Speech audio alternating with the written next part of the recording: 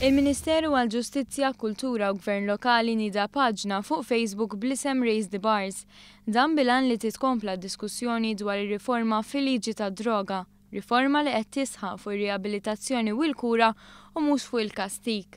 Raise the Bars se tiffaċilita l-mod kif persuni li tinteressom din ir-riforma jaddu l-idejat, ir-rakkomandazzjonijiet u anki l-mistoqsijiet tagħhom.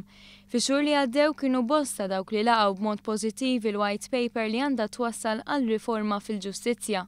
Fost dawn hemm il-Kappillan tal-ħabs Father Franco Fenech fejn saħaq li r-riformi li qed jipproponi l-Gvern iġibu tama ġdida fost dawk li jaqgħu vittmi ta' droga. Kemm Fenech kif ukoll l-avukat u l-eks membru tal-Kummissjoni ta' Droga Joe Mifsud saħqu li min huwa vittma ta' droga se jsib l-għajnuna meħtieġa biex jirriforma ruħu. Id-direttur kliniku ta' Setqa George Gregg semma ta' benefiċċji li vittma ta' droga jista' jibbenefika minnhom.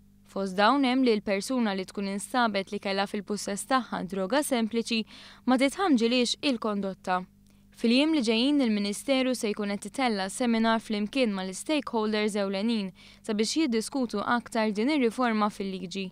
Intal ukoll li l-abbozz finali huwa mistenni li jitlessa qabel tmiem din is-sena.